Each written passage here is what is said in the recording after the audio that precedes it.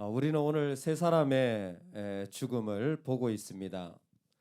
먼저는 요수아의 장사 지내는 모습, 그리고 요셉의 그 뼈를 묻는 모습, 그리고 마지막 아론의 아들 엘르아살도 죽게 됩니다.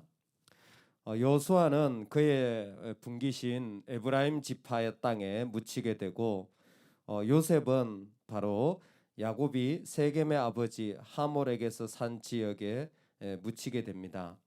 그리고 엘르아살 제사장은 역시 그 에브라임의 기브와 비느하스 제사장이 받은 그 땅에 묻히게 됩니다.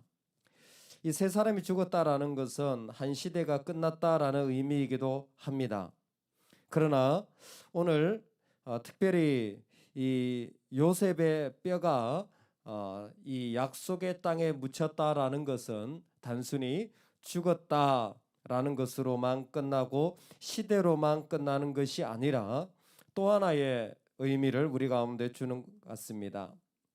창세기 50장 보면 요셉이 또 이스라엘 자손에게 맹세시켜 이르기를 하나님이 반드시 당신들을 돌보시리니 당신들은 여기서 내 해골을 메고 올라가겠다 하라 하였더라. 요셉이 110세의 죽음에 그들이 그의 몸에 향 재료를 넣고 애굽에서 입관하였더라. 아멘. 당신들은 여기서 내 해골을 메고 올라가겠다 하라. 그래서 히브리서에 보면 임종시에 이스라엘 자손들이 떠날 것을 말하고 또 자기 뼈를 위하여 명하였다.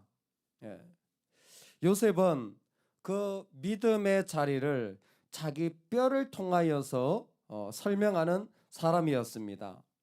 자기 뼈를 왜 명하는 겁니까? 선산에 묻히는 게 뭐 그렇게 대단한 겁니까? 그것은 이스라엘이 나중에 애굽에서 빠져나올 때 두 개의 관을 그들은 섬기기 시작했다 그랬어요. 어깨에 맸다 그랬어요. 하나는 바로 요셉의 뼈를 맨 관이고 또 하나는 뭡니까? 법궤가 있는 관인 것입니다. 즉 그들의 삶을 하나님이 인도해 가시는데 요셉은 자기 뼈를 명하였다라는 것은 지금까지도 그랬고 앞으로도 은혜가 자신을 이끌어 갈 것이라는 삶을 그 가운데 명령한 것이었습니다. 은혜가 우리의 삶을 이끌고 가는 은혜가 있기를 간절히 소망합니다. 마지막 순간까지 은혜였습니다. 그리고 내가 죽고 나서도 은혜입니다. 요수아, 엘르아살 다 중요한 역할을 했던 1세대 사람들입니다. 하나님께서 이제 그 마지막 1세대를 마치고 심지어 아론이 죽고 그의 아들 엘르아살까지도 2세대의 그 디딤돌 역할을 했던 사람들까지도 그의 역할들이 끝나는 것을 말씀해 줍니다.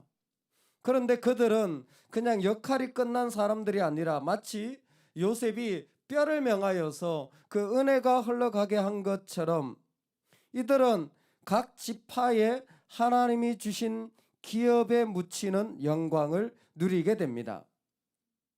묻혔고 장사되었더라라는 말씀은 단순히 그들이 죽었다라는 것이 아니라 하나님이 약속하신 자리에 그 마지막까지 서게 되었다라는 것입니다.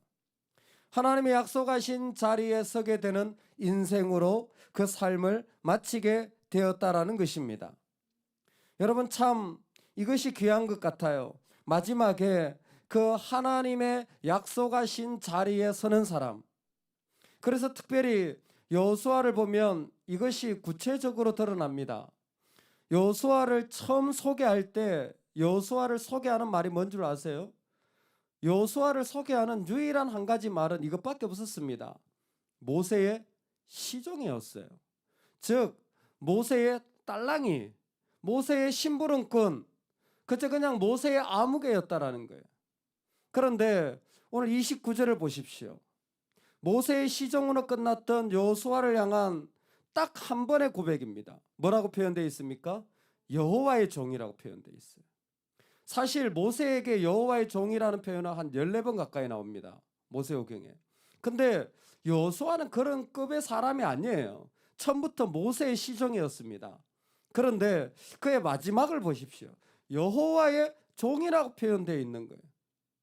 얼마나 그가 하나님 앞에 무명의 시간으로, 그리고 엎드림의 시간으로 그저 겸손히 수고만 했던 삶을 많이 보냈습니까? 그런데 하나님이 그를 기억하신 거예요. 어떻게 기억하신 겁니까? 약속의 자리에 묻히도록 해주신 겁니다. 그것을 오늘 여호와의 종이라는 것으로 더욱 드러내는 것입니다. 얼마나 아름답고 영광스럽습니까? 아무것도 아닌 사람이었는데 그가 마지막에 하나님이 부르신 자리를 계속 이루며 살아갔더니 여호와의 종이라는 이런 타이틀을 자기 삶에 받게 된 것입니다. 즉 하나님이 너는 내가 약속한 것들을 다 이루어낸 귀한 나의 종이다라는 겁니다. 진짜 여호수아는 그렇게 살았던 것 같아요. 어떻게 합니까? 그 사람이 죽었어요. 여호수아가 죽었습니다. 그런데 여호수아가 죽었다고 끝난 게 아니에요. 그는 마지막까지 이스라엘 백성들에게 권면했습니다. 하나님을 섬기라. 아니 하나님만을 섬기라. 왜냐하면 자기도 살아보니까 이 땅에서 하나님 섬기지 않고 살 수도 있는 삶이었어요. 하나님만 바라보지 않고도 살 수 있는 삶이 가나안 땅에 너무 많았어요. 그래서 그들에게 너희들은 너희 섬길 자를 택하라 라고 말씀하시는 것은 이런 명령 때문이었습니다. 그게 다른 하나님이 많았어요. 근데 나와 내 집은 하나님만 섬기겠다라는 거예요. 이 이야기는 곧 이 여호수아의 삶의 자리에 현실로 있었던 것 같아요. 많은 다른 것이 있었지만 다른 선택하지 않고 하나님만 선택하며 살아가는 거예요. 할렐루야. 다른 많은 자리가 있지만 하나님만 선택하며 살아가는 거예요. 그랬더니 그가 여호와의 종이 되었을 뿐만이 아니라 그가 죽었어요. 그가 죽어서 끝났어요. 그러면 더 이상 그 사람의 인생 끝난 거 아닙니까? 아니에요.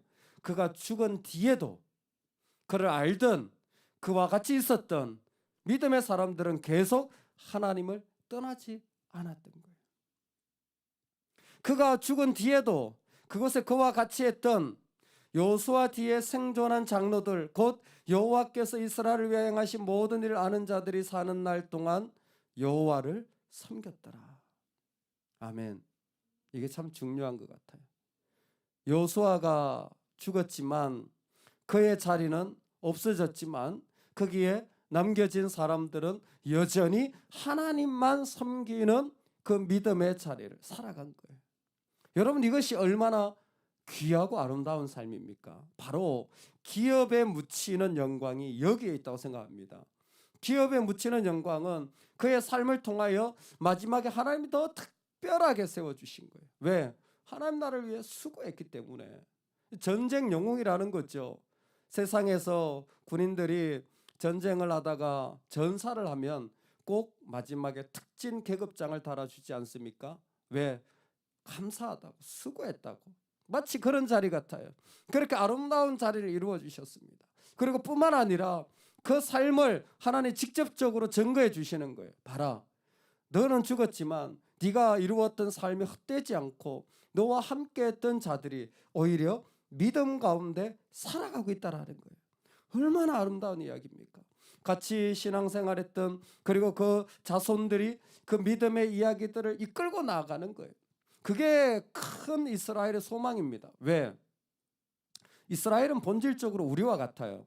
그 안에 정복되지 않은 땅이 많이 있습니다. 즉 아직도 남아있는 죄성들이, 버리지 못한 죄성들이 그 가운데 너무 많아요. 결국 이게 이스라엘의 불행의 씨앗이 됩니다. 불행의 씨앗이 있지만 한 사람이 여호와의 종으로 섬긴 이것이 그들 가운데 끊임없이 그 아픔과 실패 가운데 믿음의 이야기를 이끌어내는 씨앗이 되어준 거 아닙니까? 여호수아의 역할이에요. 여러분 우리가 마지막에 정말 하나님을 만날 때 비참하고 아무것도 한 것 없이 만나는 인생이 아니라 이런 믿음의 씨앗이 되는 인생이 되면 좋겠습니다. 그래서 하나님의 약속한 기업의 땅에 묻히면 좋겠어요. 하나님 우리를 기억하셔서 우리의 이름을 다시 한번 불러주시고, 그리고 그때에 하나님께서 우리를 통하여서 이 땅이 어둡다고 할지라도 그 씨앗으로 말미암아 하나님 앞에 더욱 세워지는 그 은혜의 자리를 누려나가면 참 좋겠습니다. 여호수아의 죽음은 우리에게 그와 같은 자리를 말씀해 주는 거예요. 세상의 가장 큰 영광은 약속으로 살다가 약속의 자리에 묻히는 거예요.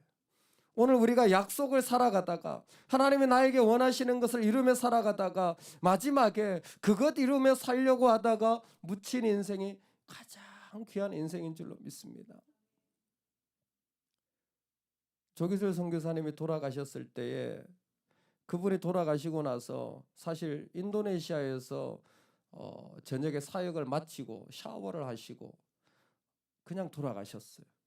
아마 이 혈관이 막혔거나 심장마비가 왔거나 뭐 이미 병원에 손 쓸 수도 없는 그런 상황이어서 그대로 돌아가셨어요. 근데 죽으시고 그 죽음을 발견하고 장례를 진행하는데 정말 독특한 일들이 일어났습니다. 그게 뭐냐면 본국으로 와서 한국에서 장례식을 치르려고 하는데 거기에 있던 많은 목회자들이 안 된다. 선교사님의 유해는 이곳에도 있어야 된다. 이곳에 헌적이 있어야 된다. 그래서 화장을 해가지고요 나눴어요. 그래서 한국에서 장례식을 일부 하고 장례식 일부를 인도네시아에서 했어요. 참 저는 그게 참 신기했습니다. 아, 이렇게 할 수도 있구나. 장례를 한쪽은 인도네시아에서 일부를 유해를 가지고 또 일부는 그 땅에 사는 거예요. 인도네시아 사람들이 왜 거기에서 한국 사람 장례식을 원했겠습니까? 하나 아니에요. 믿음의 씨앗을 받았기 때문인 거예요. 그걸 그들은 깊이 기억했던 것입니다. 여러분 어떨까요? 우리의 마지막이 어떨까요? 우리의 마지막도 하나님 앞에서 기억되어지는 인생, 이 땅에서 정말 기억되어지는 인생이면 좋겠습니다. 그냥 어떤 부모가 죽은 것이 아니라 정말 하나님의 사람으로 약속을 이루다가 하나님 앞에 묻히는 인생이 귀한 인생인 줄로 믿습니다. 이 은혜가 우리 모두에게 있기를 주의 이름으로 축원합니다. 아멘. 우리 같이 한번 기도하겠습니다. 하나님,